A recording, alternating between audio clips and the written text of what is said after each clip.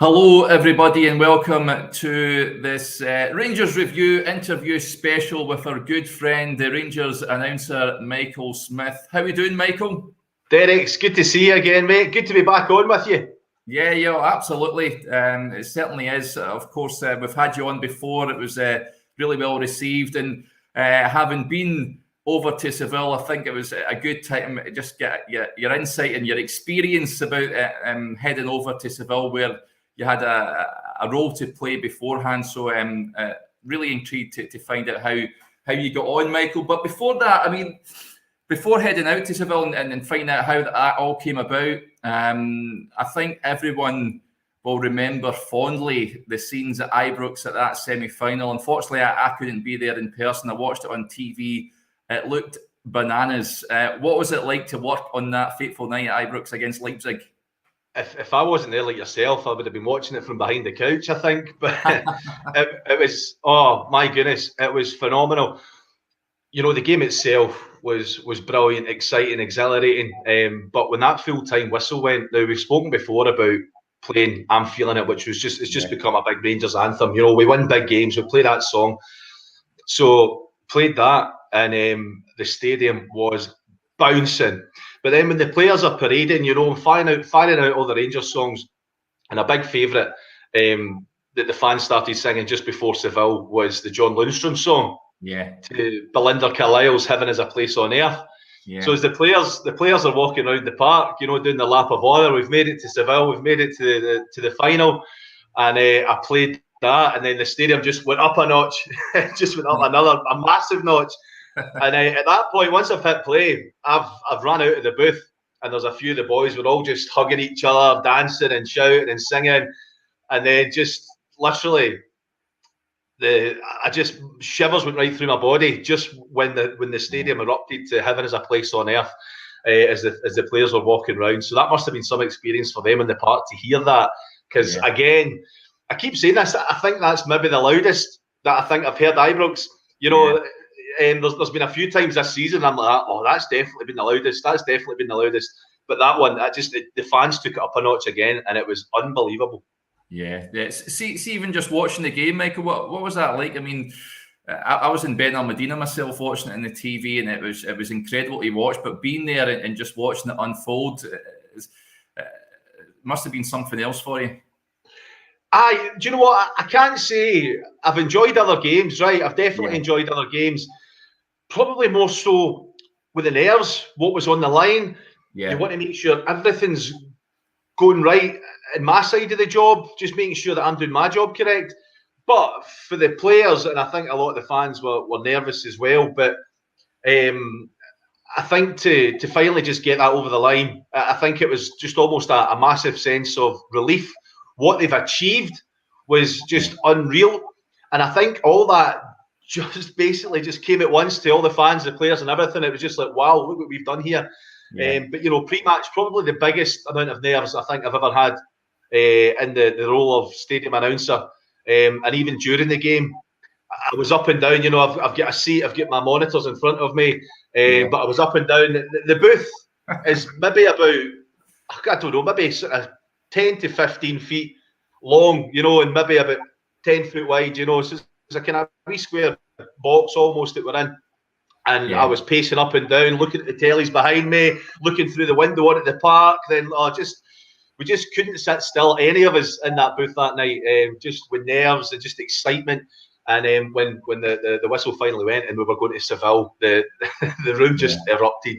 We were all cuddling each other and just going absolutely mental. It was fantastic. Yeah, absolutely class. So then, of course, you head over to Seville. I mean, I've got to admit, I never knew you were going over myself. It was only when I heard you on the tannoy,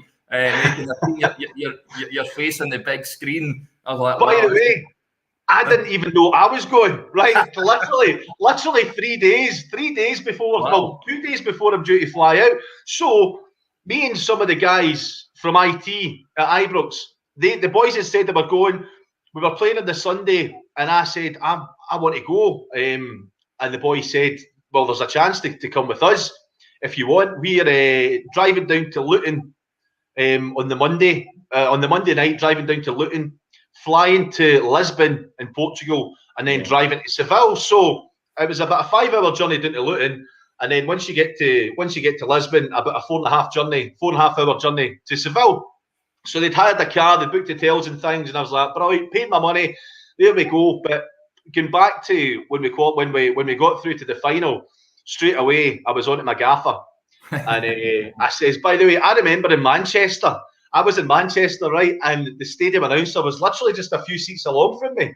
Yeah. So I remember that, and I remember them announcing the teams and things, and I remember Zenit having their announcer, and I'm thinking, surely they've got to take me, right? So I'd emailed, and the girl says, I'm not too sure, I don't think so. Listen, leave it with me, and I'll speak to UEFA. And it was getting to the point, the boys that I'd arranged to go with, they were like, listen, flights are getting dearer, are you coming or no? And I went, listen, just book it, because if Rangers came back and said, you're not coming with us, then I would have been gutted. I would have missed out on going. So I booked all up on the Sunday night, and then get the phone call from Rangers, literally 24 hours after booking up, we get the phone call from Rangers saying, right, you're coming with us. You're on the staff plane, you're coming out of Glasgow, flying to Seville, you're staying in a hotel 10 minutes away from the stadium. So I had to obviously let the other boys down, right, which I don't think they were best pleased, but they said that obviously that they were happy for me for the massive opportunity to get to Seville. So it was a bit of a whirlwind, the way it all happened. Yeah. And then when I got that call from Rangers to say, right, there's a stadium announcer needed, UEFA will be in touch with you to get through the itinerary of everything. And so we set off for Seville. We arrived there the Tuesday lunchtime, and the party started. Yeah, then the itinerary then, did you have to go, I'd imagine you went through sort of dress rehearsals and all that sort of stuff as soon as you got there? We did. So we got there the Tuesday. The Tuesday was a bit of a down, a kind of rest day. Yeah. We had to go and pick up our press passes. So that was in a hotel just a couple of minutes from where I was staying. So took a wander up there. It wasn't ready the Tuesday, so I had to go back on the Wednesday. So went back to the hotel, and I sort of chilled for a wee bit. And Tom Miller texts me. He's like, I'm down in the bar, come and join me. So I went down and had a wee pint of beer with Tom, and then the rest of the staff joined us. There was a good crowd of us, you know, security and IT folk, marketing, the social side of things. So there was quite a good group there from Rangers, and they were great company. So we just sat at the hotel, had a few, and then me and a couple of the boys and a couple of the girls as well, actually. We'd jumped into an Uber and said, take us to where the Rangers fans are. So this was about 11 o'clock at night, right? And we thought we wanted to see them all, you know what I mean, and just go and join them. So we just get into the square. I can't even remember the name of it, but the Uber took us round, and we jumped out, and it was just mental. We ended up going into a wee nightclub and having a couple of drinks and that, and then thought, right, better get up the road. Big day tomorrow. So got back up the road. I got up the next morning, went and get my press pass, and then headed off to the stadium for 11 o'clock in the morning. So the boy from UEFA had been in touch. So the stadium, UEFA have got their own their sort of main match announcer for all the finals, really. So it was a boy, oh God, I forgot his name. He was doing the final, and then he had Daniel Wolf from Frankfurt, who was the announcer for them. So met up with him for a rehearsal at 11 o'clock in the morning. So we were there most of the day, get let away at 4 o'clock in the afternoon, back to the hotel, quick change, shower and things, got a spot of dinner, then headed back to the stadium. So the rehearsal itself was intriguing. I just thought I was just to go there and just announce the teams like I normally do, and that would be it. But what they'd actually did is they had us at the side of the park, and we were getting interviewed off of the main announcer. Oh, Ashley, his name was, right? I remember that, Ashley. So he was the main man. So he was interviewing myself, and he was interviewing Daniel, and just they were basically showing the journey that we'd been on, going on to the tape on the big screens that they were showing, and we were introducing them, and then they were playing Rangers songs, so I had to sing and dance into the camera, and just it was a full-blown rehearsal, and I really didn't expect it. I would have maybe had one less beer the night before if I'd known that was coming, because if you remember, they said the weather forecast was 35 degrees, right? But that day at the stadium, it was 38 degrees, right? Standing Awesome. pitch side, 38 degrees. And look at this big barnet of mine, right? Honestly, the sun was beating down. I managed to blag a UEFA hat, right? So that's a wee memento I got for the trip. And we were undercover at times, but that time we were at the side of the pitch. It was unreal. But what an experience. It was just fantastic. And then I don't think I had time for the nerves to settle in then. But come match time, you know, I was in the stadium 2-3 hours before, couple hours before the game. And then the nerves just set in, you know. Yeah. See, in terms of the Rangers fans, Michael, what I found was that it was great, sort of in great spirits throughout the course of the week. Them and the Frankfurt fans getting on like a house on fire. It was a right good atmosphere. Did you find that when you went out and about? Totally. We got to our hotel and you got the lift and out this floor onto the kind of mezzanine where the swimming pool is and things. Yeah. And you could just hear every Saturday we follow being played through a ghetto blaster. And then we just walked around the corner and there was about 20 Rangers fans all just sitting by the pool, having a few beers, singing and dancing. And at the other side, it was, I actually think it was Frankfurt's SLO and his team were there. Yeah. So our guys met up with them and we're having a wee chat with them, and it was just great spirits. Never so much of the Frankfurt fans on the Tuesday night. It was just all the Rangers fans, and they were all singing and dancing. Don't get me wrong, you had the odd one that had maybe had a long day and was having a wee snooze in the corner, you know what I mean? But it had been a long day travel and having a few drinks, you know. But they were all in fantastic spirits, absolutely fantastic spirits. And actually, walking to the stadium, so when I'd left the rehearsal, went back to get changed, I was actually, where my hotel was, I'd walked up and along the big street towards the stadium, and that's where the Frankfurt fans were doing their march up to the stadium. So they all had white on, right? I had a white shirt on, thankfully, because we were trying to get me a polo shirt, but it went missing with the Rangers polo shirt, but I don't know where it went, so I had to just wear a normal shirt. And they all had white on, but I've got my press pass on, and all the riot cops are standing, sort of keeping them in seconds. So I'm trying to work my way through them and stuff like that. And they see the pass, they're like, "Is that a ticket? Is that a ticket?" And I'm like, "No." So that was a wee bit daunting, but they were all brand new. You know, never saw any trouble or anything like that. The fans were brilliant. Yeah. And actually, the boy Daniel from Frankfurt, the announcer guy, he was brand new. Great guy. Got a good friendship with him now, and he's invited me over to one of their games. And he said, well, in fact, he said any of the Rangers fans, he says they were so welcoming. I put it in my Twitter. He said they were so welcoming.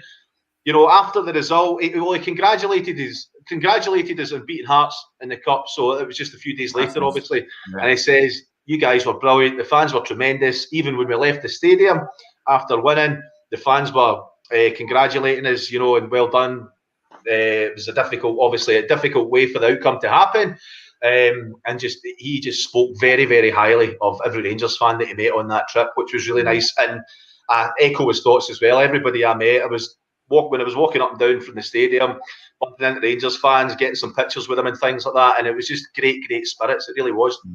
Yeah, I was going to say that. Did you get spotted a few times? I'd imagine a few selfies getting taken with you and that sort of stuff. Aye, the fans are brilliant. It's mostly the fans that maybe they're younger kids or whatever. Like, that's the announcer. Go and get a picture. So I get a picture with a few sort of supporters clubs walking up and down the street, and they were fantastic. Aye, it was nice really nice to meet them.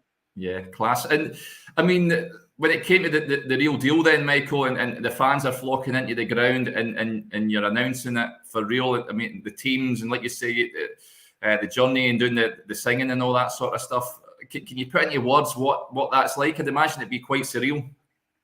It was very, very surreal. The whole event just went like clockwork, really, you know, just because it's that well planned to the second. It really is. You know, so when it comes to the point of announcing the teams, Daniel had announced his team first. And you know what they're like, you know, it's like he shouts the name and they're shouting back. You know, by the way, I've tried this before, and it doesn't. It might just it needs nurtured a wee bit, I think. You know what I mean? Because sometimes you shout and you get nothing back. Sometimes, but so when obviously the way I do my team, I'll say the player's name and then you get a cheer back. So I think that's the loudest and most excited I think that I've ever done the Rangers team. Just the sheer adrenaline pouring through me, and then the reaction from the fans. It's the best I've ever heard the fans shouting back as well. So just absolute adrenaline doing those names, and because I was kind of dragging them out a wee bit, the UEFA guys like, hurry up, you need to move on, because obviously they're cut to a strict schedule. You know what I mean? I'm like, listen, I'll take my time here, mate. I'll maybe not get a chance to do this ever again. You know what I mean? I mean, seeing your face up on the screen and all that. I mean, for a Europa League final, it's quite incredible, isn't it? In terms of like sort of career highlights, Michael, it must be right up there. Oh, listen, absolutely. I mean, I've done some great gigs DJing wise at festivals. Yeah. Working at Ibrox, every home game is just a career highlight every 2 weeks, you know. But that's up there. That's the best ever. Absolutely the best ever.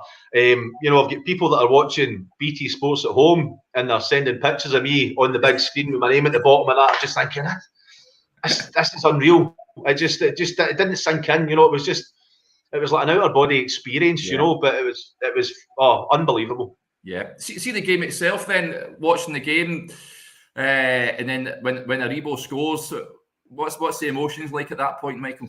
Do you know what? Pre-match, I was confident. Game started, I was confident. Aribo's goal went in, and I'm thinking, this is it. This is it. Yeah. You know, it just all seemed to click into, you know, it just all seemed, the stars seemed to align. Yeah. And when they scored against us, just my mood changed. I don't know. I just thought, I don't think we're going to have enough here.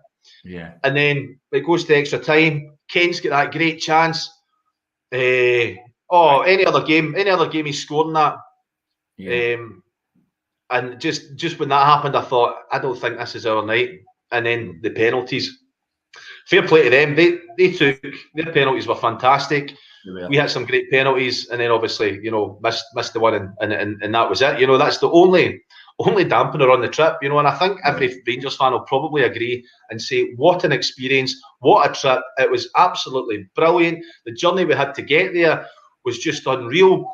Getting there, it was such an amazing experience. Everybody was brilliant. Everybody was friends. We all loved each other.